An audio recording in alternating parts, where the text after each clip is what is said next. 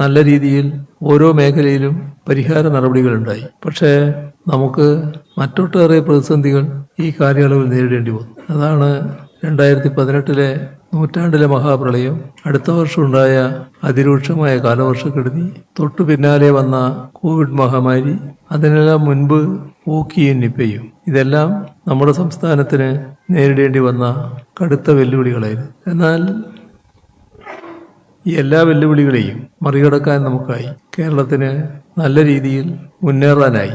ഇത് കൃത്യമായ ദിശാബോധത്തിന്റെ അടിസ്ഥാനത്തിലാണ് സംഭവിച്ചത്. LDFന് ഉള്ള രാഷ്ട്രീയ ദർശനം, അതോടൊപ്പം തന്നെ സംസ്ഥാനത്തിന്റെ കാര്യത്തിലുള്ള വ്യക്തമായ ദിശാബോധം, അതാണ് നമ്മുടെ സംസ്ഥാനത്ത് മാറ്റങ്ങൾ ഉണ്ടാക്കുന്നതിന് ഇടയാക്കിയത്. വികസനം മനുഷ്യ കേന്ദ്രീകൃതമാകണം, നല്ല രീതിയിൽ എല്ലാ വിഭാഗത്തെയും ചേർത്ത് പിടിക്കുന്നതുമാകണം. നമ്മുടെ വികസനത്തെക്കുറിച്ച് LDF ആദ്യമേ തന്നെ പറഞ്ഞിരുന്നത് സാമൂഹ്യ നിരധിഷ്ഠിതമായ വികസനമെന്നാണ്. അതേസമയം സർവതല സ്പർശിയായിരിക്കും. ഇതിന്റെ ഭാഗമായി സാമൂഹ്യ നീതിയും സാമ്പത്തിക പുരോഗതിയും കൈകോർക്കേണ്ടതായിട്ടുണ്ട്. നമ്മുടെ പല സംസ്ഥാനങ്ങളിലും ജനക്ഷേമവും വികസനവും തമ്മിലൊക്കെ ചില വൈരുദ്ധ്യങ്ങൾ കാണാൻ കഴിയും. എന്നാൽ നമുക്ക് രണ്ടും ഒരുമിച്ച് മുന്നോട്ട് കൊണ്ടുപോകാൻ കഴിഞ്ഞു എന്നതാണ് ഇവിടുത്തെ അനുഭവം. ഒരു പ്രത്യേകത സ്ത്രീ ശാക്തീകരണ കാര്യത്തിലാണ്. ഈ ദശാബ്ദത്തിന്റെ പ്രത്യേക നേട്ടമായി തന്നെ അത് ചൂണ്ടിക്കാണിക്കാൻ പറ്റും. കുടുംബശ്രീയുടെ ശക്തിയിൽ സ്ത്രീകൾ സാമൂഹികവും സാമ്പത്തികവുമായി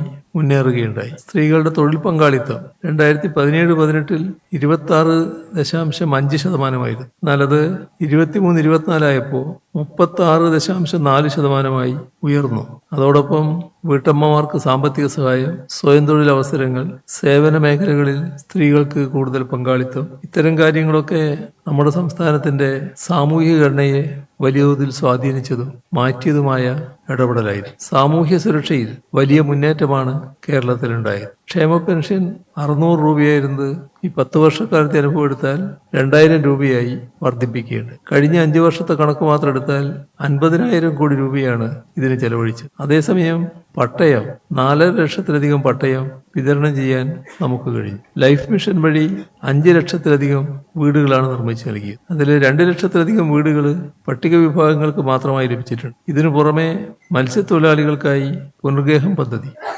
നമ്മുടെ 60% വീടുകളിലും പൈപ്പ് ജലം എത്തിക്കാൻ നമുക്കായി. ആരോഗ്യരംഗത്ത് വലിയ മാറ്റമാണ് ഉണ്ടായത്. ഒന്ന്, തസ്തികകൾ സൃഷ്ടിച്ചതാണ്. ഈ കാലയളവിൽ 10,000-ലധികം തസ്തികകൾ ആരോഗ്യരംഗത്ത് സൃഷ്ടിച്ചു. 13,000 കോടി രൂപ ആരോഗ്യ മേഖലയിൽ ചെലവഴിക്കുന്നതിനുണ്ടായി. സർക്കാർ ആശുപത്രികളിൽ OP സന്ദർശനം അത് 13 കോടിയായി ഉയർന്നു. ശിശുമരണ നിരക്ക് ഗണ്യമായി കുറച്ചു കൊണ്ടുവരാൻ നമുക്ക് കഴിഞ്ഞു. രാജ്യത്തെ ആരോഗ്യ സൂചികകൾ എടുത്താൽ അതിൽ ഒന്നാമതായി നിൽക്കുന്ന സംസ്ഥാനമാണ് കേരളം. കേരളത്തിന്റെ പ്രത്യേകത ആരോഗ്യരംഗം പോലെ തന്നെ ഉള്ളതാണ് വിദ്യാഭ്യാസ രംഗവും. വിദ്യാഭ്യാസ രംഗത്ത് നമ്മുടെ പൊതുവിദ്യാലയങ്ങൾക്ക് നേരിടേണ്ടി വന്ന പ്രതിസന്ധി, തകർന്നു പോകുമെന്ന ആശങ്ക, അതെല്ലാം ദൂരീകരിക്കാനായി. മാത്രമല്ല 11 ലക്ഷത്തിലധികം കുട്ടികൾ പൊതുവിദ്യാലയങ്ങളിൽ പുതുതായി ചേരുന്ന അവസ്ഥയുണ്ട്. അതോടൊപ്പം തന്നെ ഡിജിറ്റൽ വിദ്യാഭ്യാസം വ്യാപകമായി നടപ്പാക്കി. 45,000 ക്ലാസ് മുറികളാണ് സ്മാർട്ട് ക്ലാസ് റൂമുകളായത്. അതോടൊപ്പം ഉന്നത വിദ്യാഭ്യാസ രംഗത്ത്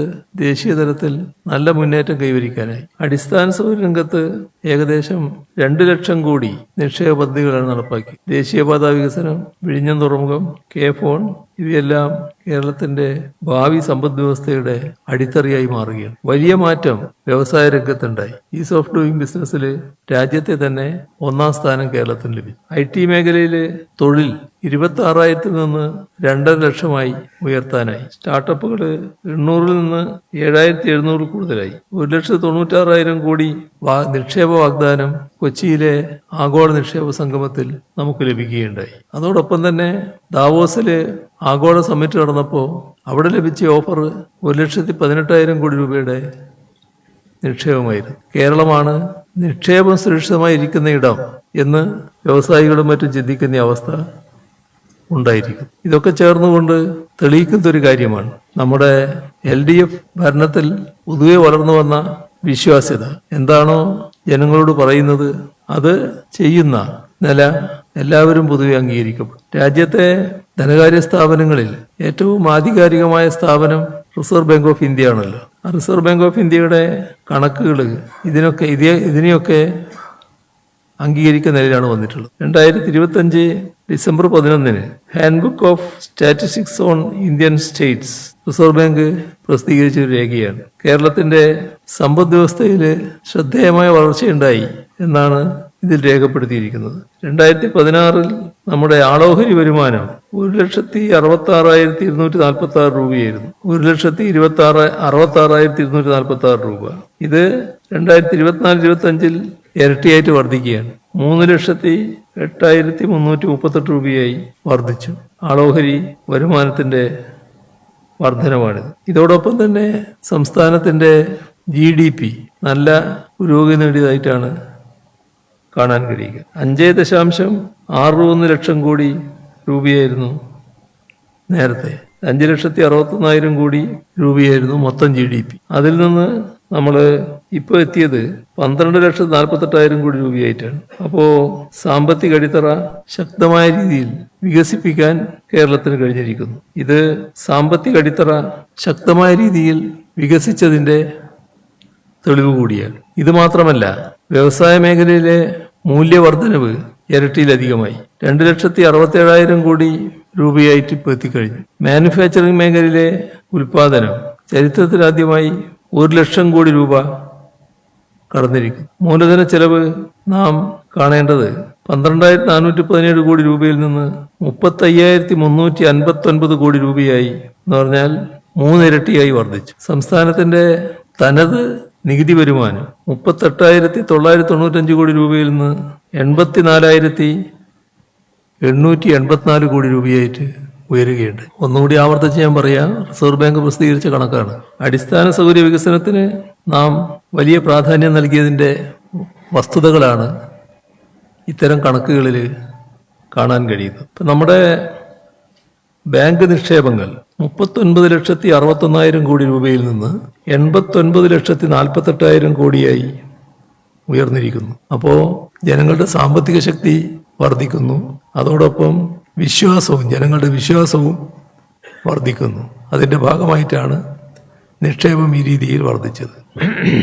ഈ നേട്ടങ്ങൾ ഒരു സംസ്ഥാനത്തെ സംബന്ധിച്ചിടത്തോളം വളരെ ഭദ്രമായിട്ടുള്ള കാര്യമാണ്. ഈ നേട്ടങ്ങളിൽ ഊന്നി നിന്നുകൊണ്ട് കേരളത്തിന്റെ ഭാവിയെ നിർണയിക്കുന്ന പുതിയ കാര്യങ്ങൾ അവതരിപ്പിക്കലാണ് വേണ്ടത്. അതിന്റെ ഭാഗമാണ് ഈ തെരഞ്ഞെടുപ്പിൽ അംഗീകരിച്ച പ്രകടന പത്രിക തയ്യാറാക്കുന്നതിന് വേണ്ടി വിവിധ രൂപത്തിലുള്ള ജനകീയ സംവാദങ്ങൾ നടന്നിട്ടുണ്ട്. വിവിധ വിഭാഗം ജനങ്ങളുമായി നേരിട്ട് നടത്തിയ സംവാദങ്ങളുണ്ട്. അതോടൊപ്പം തന്നെ കേരള വികസന ജാഥകൾ, അതിന്റെ ഭാഗമായി ജില്ലകളിൽ നടത്തിയ ചർച്ചകളുണ്ട്. AKG പഠന ഗവേഷണ കേന്ദ്രം സംഘടിപ്പിച്ച അന്താരാഷ്ട്ര കേരള പഠന കോൺഗ്രസിലെ ചർച്ചകളുണ്ട്. CH ഉദയമേനോൻ ഫൗണ്ടേഷൻ നടത്തിയ വികസന കോൺക്ലേവ് ഉണ്ട്. സംസ്ഥാന ആസൂത്രണ ബോർഡ് സംഘടിപ്പിച്ച വിഷൻ 2031 സമ്മേളനങ്ങളുണ്ട്. LDFന്റെ ഘടകകക്ഷികൾ തയ്യാറാക്കിയ രേഖകളുണ്ട്. ഇവയെല്ലാം സംയോജിപ്പിച്ച് 950 നിർദ്ദേശങ്ങളടങ്ങിയ പ്രകടന പത്രികയാണ് തയ്യാറാക്കിയിട്ടുള്ളത്. ഈ 950 നിർദ്ദേശങ്ങൾ പൊതുജനങ്ങൾക്ക് എളുപ്പത്തിൽ മനസ്സിലാക്കാനായി നേരത്തെ LDF കൺവീനർ പറഞ്ഞതുപോലെ 60 പരിപാടിയായി സംക്ഷിപ്തമാക്കിയിട്ടുണ്ട്. വിശദമായ പ്രകടന പത്രിക അനുബന്ധമായി നൽകിയിട്ടുണ്ട്. അതിനു പുറമെ അതിന്റെ പൂർണ്ണ രൂപം QR കോഡ് വഴി ലഭ്യമാകുന്നതുമാണ്.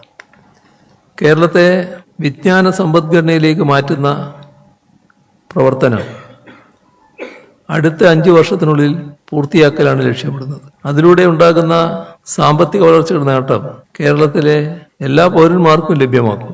തൊഴിലില്ലായ്മയും ദാരിദ്ര്യവും പരിഹരിക്കുന്നതോടൊപ്പം വികേന്ദ്രീകൃത ജനാധിപത്യം, മതനിരപേക്ഷത, തുല്യത, പുരോഗമന ചിന്ത ഇവയുടെ എല്ലാം അടിസ്ഥാനത്തിലുള്ള ഒരു സമൂഹം നിർമ്മിക്കലാണ് നമ്മുടെ ലക്ഷ്യം. കേരളത്തെ കേവല ദാരിദ്ര്യരഹിത സംസ്ഥാനമാക്കും. നമുക്കിപ്പോ അതിദാരിദ്ര്യം ഇല്ലാതാക്കിയ അനുഭവമുണ്ട്. ആ അനുഭവത്തിന്റെ അടിസ്ഥാനത്തിൽ ഏകദേശം 5 ലക്ഷം ദരിദ്രരായ കുടുംബങ്ങളെ കൃത്യമായി തിരിച്ചറിഞ്ഞാണ് അവരെ ദാരിദ്ര്യത്തിൽ നിർത്താനുള്ള പ്രവർത്തന പദ്ധതി നടപ്പാക്കുക. വരുമാനം, താമസം, വിദ്യാഭ്യാസം, ആരോഗ്യ പരിരക്ഷ ഇവയെല്ലാം ഉൾക്കൊള്ളുന്ന സമഗ്ര ഇടപെടലായിരിക്കും ഇത്. സാമൂഹ്യ സുരക്ഷയെ പുതിയ ഉയരത്തിലേക്ക് ഉയർത്തുകയും ചെയ്യും. നമ്മുടെ സംസ്ഥാനത്ത് എല്ലാ സാമൂഹ്യ സുരക്ഷാ പെൻഷനുകളും 3000 രൂപയായി വർദ്ധിപ്പിക്കും. കിടപ്പ് രോഗികൾക്ക് അവകാശാടിസ്ഥാനത്തിലുള്ള സമ്പൂർണ്ണ പരിചരണ സംവിധാനം നടപ്പാക്കാനാണ് ഉദ്ദേശിക്കുന്നത്. വയോജനങ്ങൾക്ക് ആരോഗ്യ പരിപാലനവും സമൂഹാടിസ്ഥാനത്തിലുള്ള പിന്തുണയും ഉറപ്പാക്കും. ആരോഗ്യകരമായ വാർദ്ധക്യം എന്ന ആശയം യാഥാർത്ഥ്യമാക്കും. വിദ്യാഭ്യാസവും തൊഴിലും തമ്മിലുള്ള ബന്ധം പൂർണ്ണമായി തന്നെ പുനഃസംഘടിപ്പിക്കും. പഠിച്ചാൽ ജോലി ഉറപ്പുവരുത്തും. ക്യാമ്പസ് പ്ലേസ്മെന്റ് വഴി ഇപ്പോൾ തൊഴിൽ ലഭിക്കുന്നുണ്ട്. ഇത് സർവ്വസാധാരണമാക്കും. 2025-26 60,000 വിദ്യാർത്ഥികൾക്കാണ് പ്ലേസ്മെന്റ് ലഭിച്ചത്. ഇതിന്റെ അടിസ്ഥാനത്തിൽ കൂടുതൽ ഇതിനെ വികസിപ്പിക്കും. കണക്ട് വർക്ക് സ്കോളർഷിപ്പ് വഴി വിദ്യാർത്ഥികളെ നേരിട്ട് തൊഴിൽ മേഖലയുമായി ബന്ധിപ്പിക്കും. ബാക്ക് ടു ക്യാമ്പസ് പദ്ധതിയിലൂടെ പഠനം പൂർത്തിയാക്കിയ യുവാക്കൾക്ക് പുതുക്കിയ നൈപുണ്യ പരിശീലനം നൽകും. സാധാരണഗതിയിൽ പഠിച്ചു കഴിഞ്ഞാൽ പിന്നെ വിദ്യാർത്ഥികൾക്ക് അവിടെ കയറാൻ വിഷമാണ്. ഇത് നമ്മുടെ സംസ്ഥാനത്തിന് ഗുണകരമായ ഒരു മാറ്റമാണ് കൊണ്ടുവരാൻ പോകുന്നത്.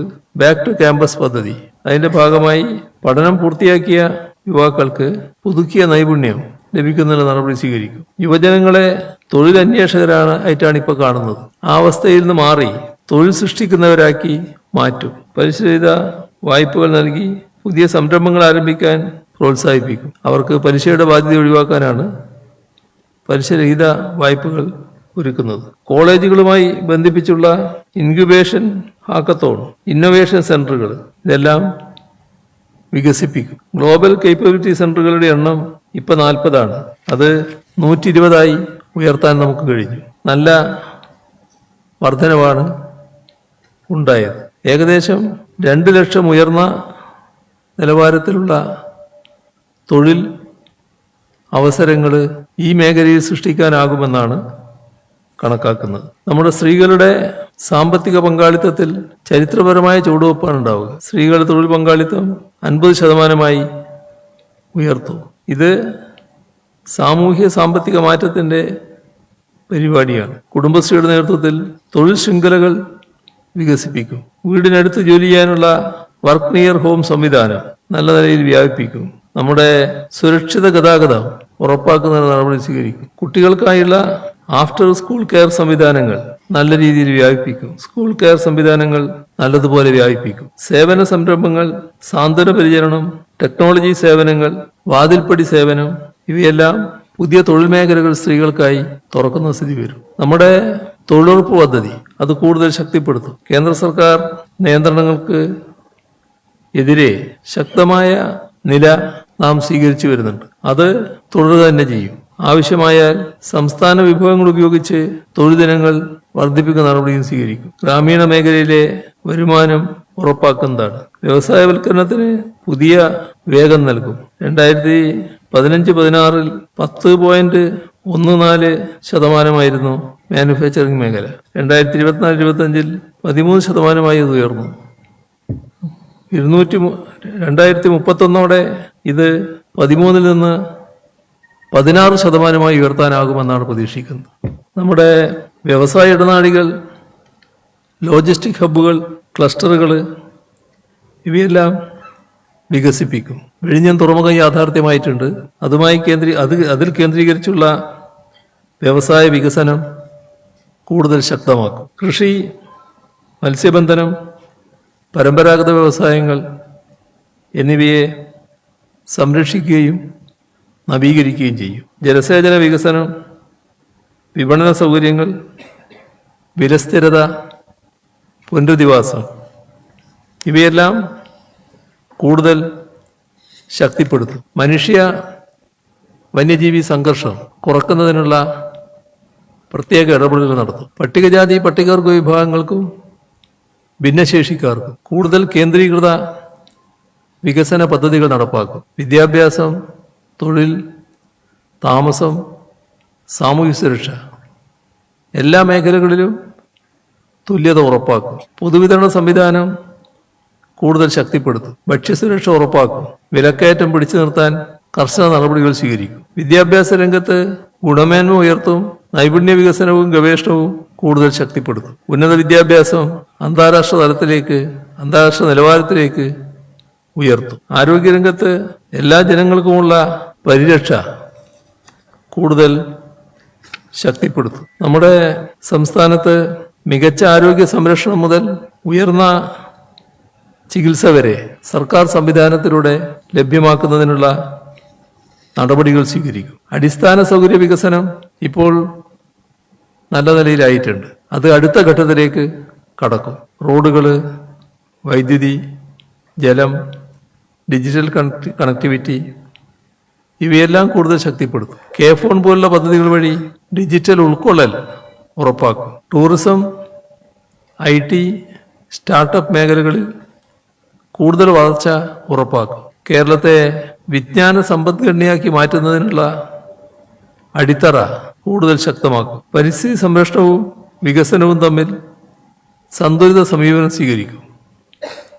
ദുരന്ത നിവാരണ സംവിധാനങ്ങൾ കൂടുതൽ ശക്തിപ്പെടുത്തും. കാലാവസ്ഥാ വ്യതിയാനത്തെ നേരിടുന്നതിനുള്ള പ്രവർത്തനങ്ങൾ ശക്തമാക്കും. പ്രവാസികളുടെ ക്ഷേമത്തിനും പുനരധിവാസത്തിനും കൂടുതൽ ശക്തമായ ഇടപെടലുകൾ നടത്തും.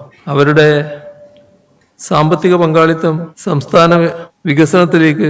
സംസ്ഥാനത്തെ നല്ല വികസനത്തിലേക്ക് നയിക്കുക തന്നെ ചെയ്യും. പ്രാദേശിക സ്വയംഭരണ സ്ഥാപനങ്ങളെ കൂടുതൽ ശക്തിപ്പെടുത്തും. ജനകീയാസൂത്രണത്തെ പുതിയ ഘട്ടത്തിലേക്ക് ഉയർത്തും. മതനിരപേക്ഷതയും ജനാധിപത്യ മൂല്യങ്ങളും സംരക്ഷിക്കുന്നതിന് പ്രതിബദ്ധതയോടെ ഇതേവരെ ഇടപെട്ടിട്ടുണ്ട്, ഇനിയും ഇടപെടും. അഴിമതിരഹിതവും സുതാര്യവുമായ ഭരണ സംവിധാനം ഉറപ്പാക്കും. സംസ്ഥാനത്തിൻ്റെ അവകാശങ്ങൾ സംരക്ഷിക്കുന്ന നിലപാട് കൂടുതൽ ശക്തമാക്കും. കഴിഞ്ഞ 10 വർഷം നമ്മുടെ കേരളം തെളിയിച്ച കുറേ കാര്യങ്ങളുണ്ട്. അതിലൊന്ന് വികസനം സാധ്യമാണ്, മറ്റൊന്ന് സാമൂഹ്യനീതി സാധ്യമാണ്. ഇതിനെല്ലാം പുറമെ വിശ്വാസം പാലിക്കുന്ന ഭരണവും സാധ്യമാണ്. ഇത് ഈ കാലയളവ് തെളിയിച്ച കാര്യമാണ്. ഇനി മുന്നിലുള്ളത് കൂടുതൽ വളർച്ച നേടുക, ഇതിനെ പൂർണ്ണതയിലേക്ക് എത്തിക്കുക എന്നുള്ളതാണ്. ഇതൊരു സാധാരണ തെരഞ്ഞെടുപ്പായി കണ്ടാൽ പോരാ, നിർണായകമായ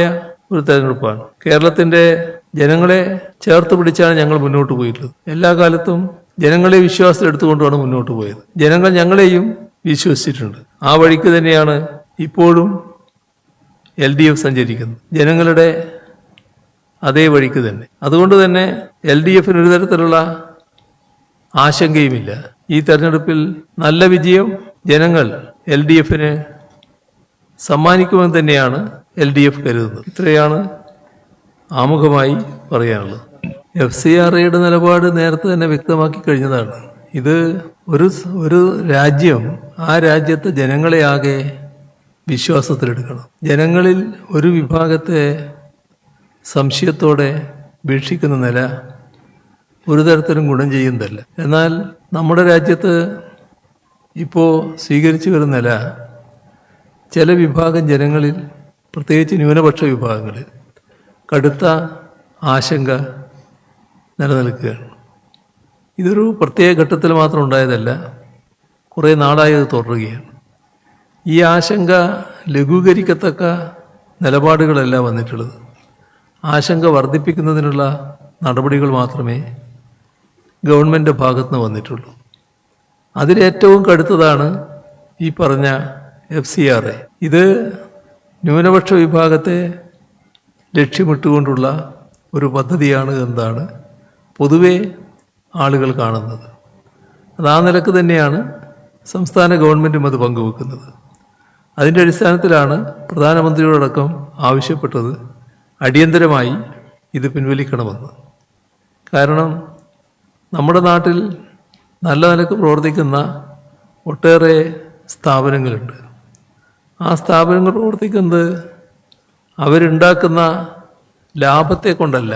അത്തരം പ്രവർത്തനങ്ങൾ നടത്തുന്നതിന് ആവശ്യമായ സഹായം പല വഴിക്ക് അവർക്ക് ലഭിക്കുന്നുണ്ട്. അതോടൊപ്പം തന്നെ അവരുടെ സ്വന്തം ആളുകൾ പല സ്ഥലത്ത് ജോലി ചെയ്ത് നൽകുന്ന സംഭാവനകളുമുണ്ട്. ഇതിനെല്ലാം വല്ലാത്തൊരു ചിത്രം ചാർത്തി അതിനെ തകർക്കാനുള്ള നീക്കങ്ങളാണ് നടക്കുന്നത്. ഒരു കണക്ക് കൊടുക്കാൻ വൈകിപ്പോയാൽ ഒരു സ്ഥാപനം അടച്ചുപൂട്ടുകയും തങ്ങളുടെ കയ്യിലേക്ക് എടുക്കുകയും ഗവൺമെൻറ് കയ്യിലേക്ക് എടുക്കുകയും ചെയ്യുന്നത് എന്തൊരു നീതിയാണ്! അപ്പോൾ നീതികേടാണ് ഇവിടെ നടക്കുന്നത്. നമ്മുടെ രാജ്യത്തെ ക്രൈസ്തവ മതാധ്യക്ഷന്മാർ പലരും ഇതിനെതിരെ ശക്തമായ വികാരം രേഖപ്പെടുത്തി കഴിഞ്ഞിട്ടുണ്ട്. ഞങ്ങളും സംസ്ഥാന ഗവൺമെൻറ് എന്ന നിലക്ക് ഈ കാര്യത്തിലുള്ള വികാരം അറിയിച്ചിട്ടുണ്ട്, പ്രധാനമന്ത്രിക്ക് കത്തയച്ചിട്ടുണ്ട്. അടിയന്തരമായി ഇത് പിൻവലിക്കണം എന്ന് തന്നെയാണ് സംസ്ഥാന സർക്കാരിൻ്റെ ആവശ്യം. ഏതായാലും നമ്മുടെ നാടിന്, നമ്മുടെ രാജ്യത്തിന് അപകടമുണ്ടാക്കുന്ന ഇത്തരം നീക്കങ്ങൾ ഗുണകരമായിട്ടുള്ളതല്ല. ഇവിടെ ഇത് നടപ്പാക്കുന്നവരാര് എന്താണ് പ്രശ്നം? നടപ്പാക്കുന്നത് BJP ഗവൺമെന്റാണ്. BJPയുടെ നേതൃത്വം ആർക്കാ? RSSനാണ്. RSS രാജ്യത്തിന്റെ ആഭ്യന്തര ശത്രുക്കളായി കണ്ടതിൽ 2 പേര് മുസ്ലിങ്ങളും ക്രിസ്ത്യാനികളുമാണ്. ഈ ആഭ്യന്തര ശത്രുക്കളെ കൈകാര്യം ചെയ്യുന്ന രീതി രാജ്യത്ത് എല്ലാവരും കണ്ടുകൊണ്ടിരിക്കുകയാണല്ലോ. ഏതെങ്കിലും ഒരിടത്തല്ലല്ലോ, പലയിടത്ത് നടക്കുകയല്ലേ. സംഘപരിവാറല്ലേ അതിന്റെ നേതൃത്വത്തിലുള്ളത് അത്തരം ആക്രമണങ്ങൾ നടത്തുന്നതിന്. സംഘപരിവാർ നടത്തുന്ന ആക്രമണങ്ങളിൽ ഇരയാകുന്നവർക്ക് സംരക്ഷണം ഗവൺമെന്റിൽ നിന്നുണ്ടോ? അപ്പോഴും ആക്രമിക്കുന്നവർക്കല്ലേ സംരക്ഷണം, അക്രമികളുടെ കൂടെയല്ലേ നിൽക്കുന്നത്. എന്തുകൊണ്ടാണത്? നേരത്തെ പറഞ്ഞ നയത്തിന്റെ ഭാഗമാണ്. നമ്മുടെ നീതിന്യായ സംഹിതയിൽ ഏതെങ്കിലും ഗവൺമെന്റ് അക്രമികളുടെ കൂടെ നിൽക്കണമെന്ന് പറഞ്ഞിട്ടുണ്ടോ? പക്ഷേ അക്രമികളുടെ കൂടെ നിന്ന അനുഭവമല്ലേ ഇവിടെയുള്ളത്. ഇതല്ലേ നമ്മൾ കണ്ടുകൊണ്ടിരിക്കുന്നത്. അപ്പോൾ ഇവിടെ ഇത്തരമൊരു നിയമം ആദ്യം കൊണ്ടുവന്നത് കോൺഗ്രസ്സാണ്. ആ നിയമം കൊണ്ടുവരുമ്പോൾ അതിനകത്ത് അന്ന് തന്നെ RSSനെ ഉൾപ്പെടുത്തിയിരുന്നില്ല. എന്നാൽ ആ നിയമത്തിൽ ഭേദഗതി വരുത്തി വലിയ തോതിൽ ന്യൂനപക്ഷങ്ങളെ ടാർഗറ്റ് ചെയ്യാനാണ് ഇപ്പോൾ പുറപ്പെട്ടിട്ടുള്ളത്. അതിലാണ് എല്ലാവരും ആശങ്ക പ്രകടിപ്പിച്ചിട്ടുള്ളത്. ഒരു സ്ഥാപനം കണക്ക് കൊടുക്കാൻ വൈകിപ്പോയാൽ ആ സ്ഥാപനം പിടിച്ചെടുക്കുകയും അത് തങ്ങളുടെ വരുതിയിലാക്കുകയും ചെയ്യുക എന്നത് എന്തൊരു നീതിയാണ്. അപ്പോൾ രാജ്യത്തിൻ്റെ അനുഭവം, ന്യൂനപക്ഷങ്ങൾക്കുള്ള അനുഭവം, അതിൻ്റെ അടിസ്ഥാനത്തിലാണ് ഈ ഭീതി ഉയർന്നു വന്നിട്ടുള്ളത്. അതൊരു അടിസ്ഥാനരഹിതമായ ഭീതിയാണ് എന്ന് പറയാൻ പറ്റില്ല. ഞങ്ങളെല്ലാം കാണുന്നത് അത് അടിസ്ഥാനമുള്ള ഭീതിയാണ് എന്ന് തന്നെയാണ്. ഇതിൽ ഞാൻ നുണ പറഞ്ഞതല്ല.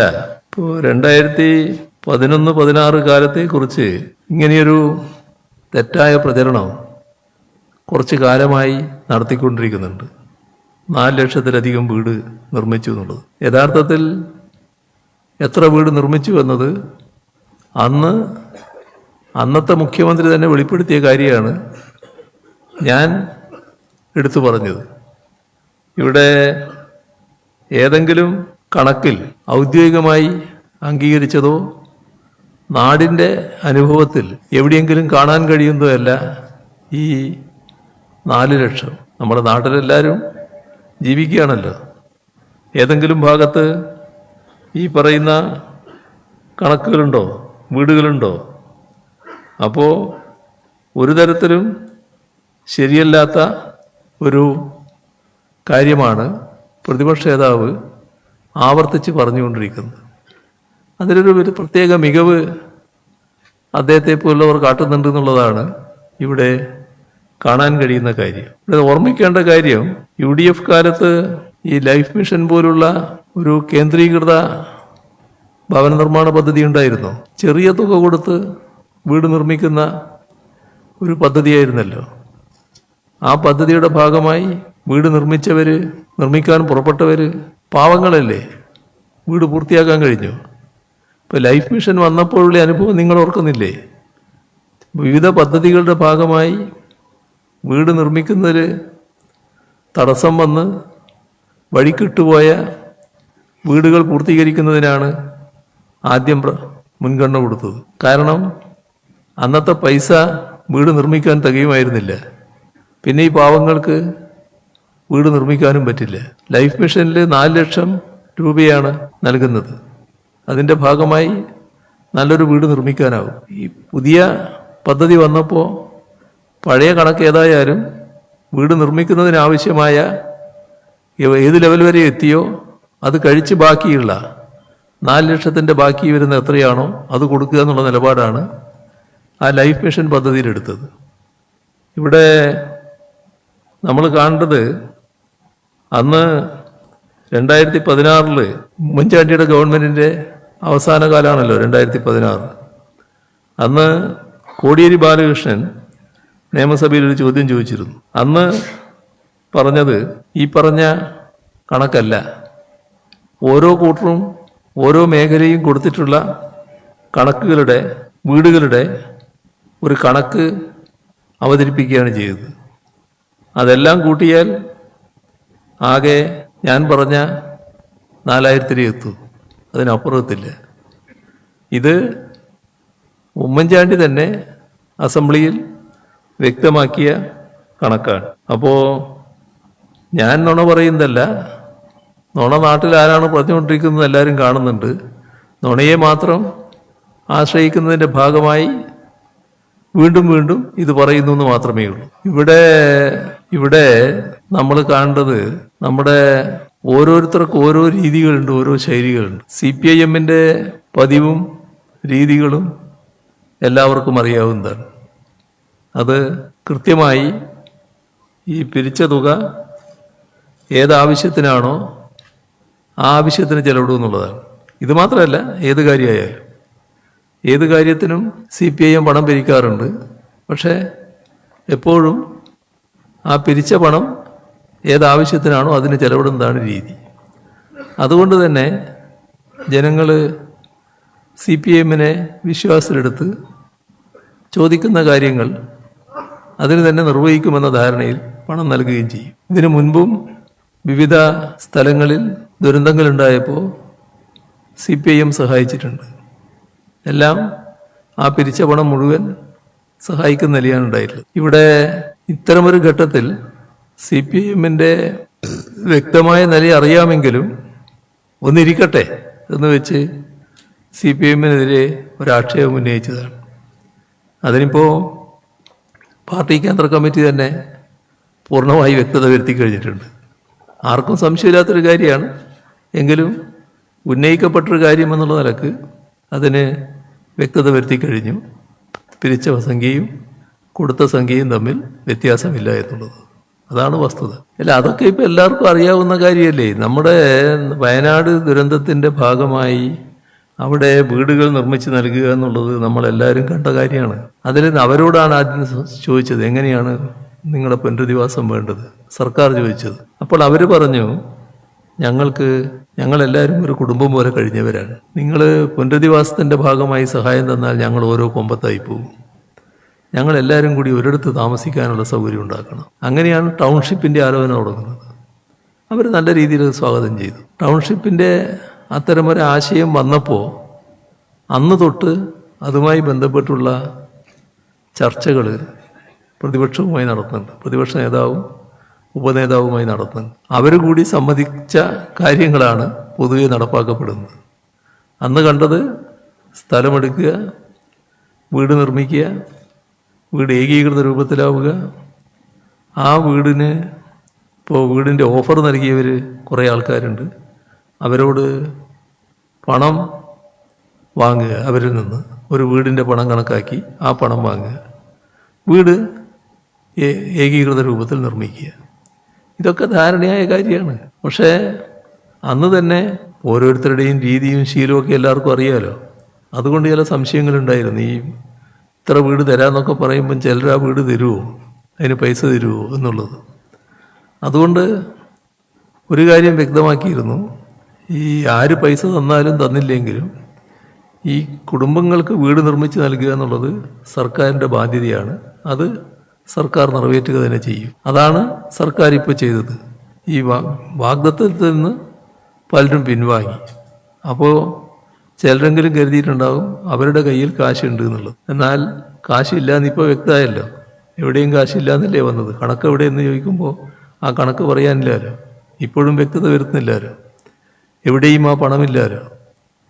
അപ്പോൾ ഇതുപോലൊരു കാര്യത്തിൽ അതീവ ഗൗരവമായി കാണേണ്ട കാര്യമാണ്. ഇപ്പം മാത്രമല്ല, നാളെയും അത് ഗൗരവമായി കാണേണ്ടതാണ്. ഇതുപോലുള്ള ദുരന്തഘട്ടത്തിൽ ഇത്തരം പിരിവുകൾ നടത്തി അത് മറ്റു വഴിക്ക് സ്വന്തം കാര്യത്തിന് അല്ലെങ്കിൽ തെറ്റായ രീതിയിൽ ഉപയോഗിക്കുന്നത് ശരിയാണോ, അതിനെന്ത് നടപടി സ്വീകരിക്കാൻ കഴിയും, ഭാവിയിലും ആലോചിക്കേണ്ട ഒരു വിഷയമായിരിക്കും അത്. ഇതിപ്പോൾ വളരെ കടന്നുപോയത് കൊണ്ട് നമുക്ക് ഇവിടെ നിർത്താൻ തോന്നും, ബാക്കി പിന്നീടാകാം.